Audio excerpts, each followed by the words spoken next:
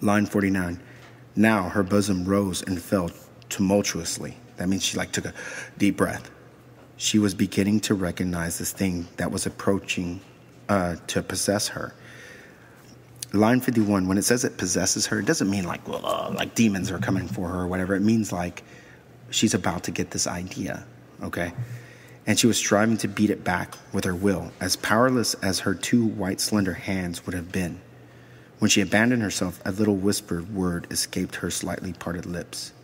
She said it over and over under her breath. That should be her.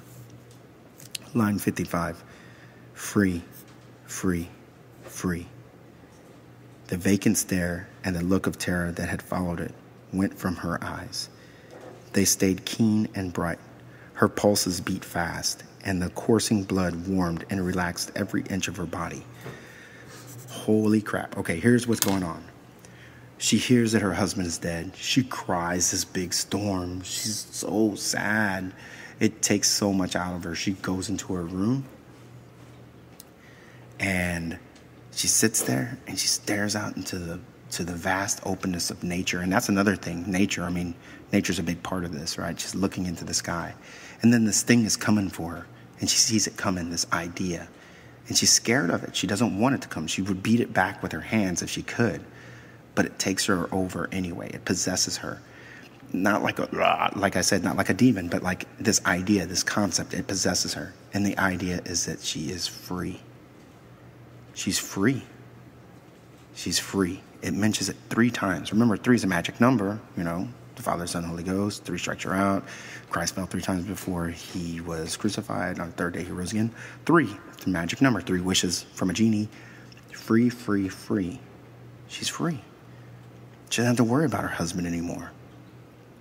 And I want you to really see how her tone changes, or how the tone in the story changes, and how her character changes. At first, she's crying, and she's sad, and she's so worried, and then this idea comes to her that she's free.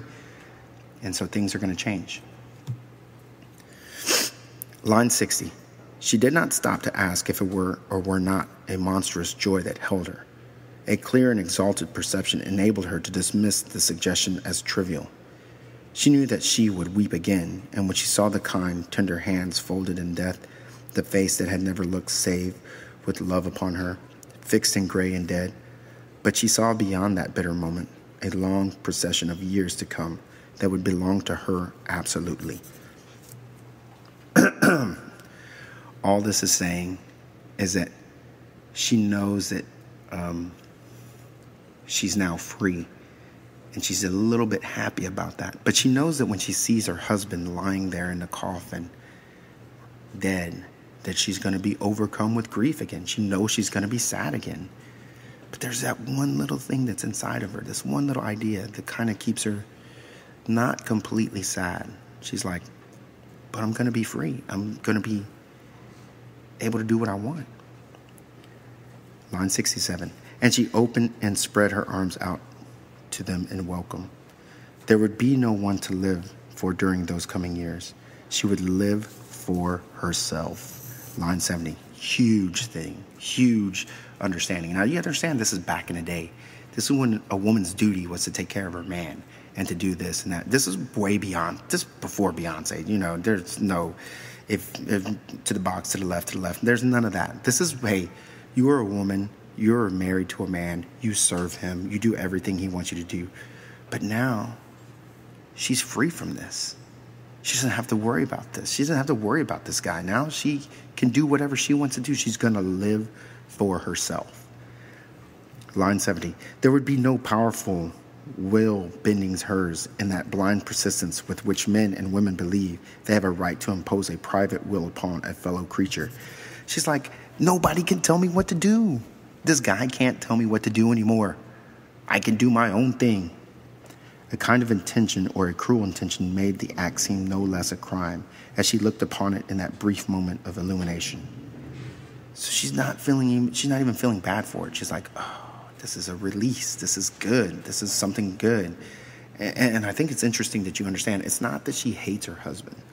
I don't think she hates her husband. I think that she hates the duties that a wife has to do. And I don't even think she hates them. I think that she's understanding, hey, I don't have to do that stuff anymore. Like, I'm free.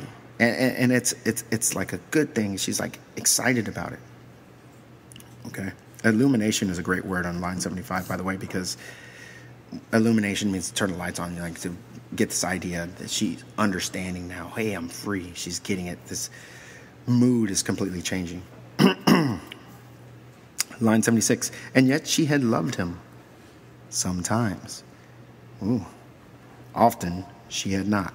And bam. That's when Chopin really starts to show us what Miss Mallard is really about. Like, she's in love with him. Think of it this way. Like, sometimes think about like a relationship that you're in. You've been in it for so long that you're not even really in love with the person. You're just used to them. And I think that's what it was. She did love him, but she wasn't in love with him. Girls, I know you use that excuse all the time to break up with somebody. Oh, I love you, but I'm not in love with you. Okay, whatever. But here's the thing. She loved him sometimes, but often she had not. So now she's going from being completely sad that he's died to being like, oh, but I'm free, and being kind of happy, to now being like, wait a minute. I didn't even really love this guy, and now I'm completely free of him. She's got to be like jumping for joy inside. Kind of, maybe.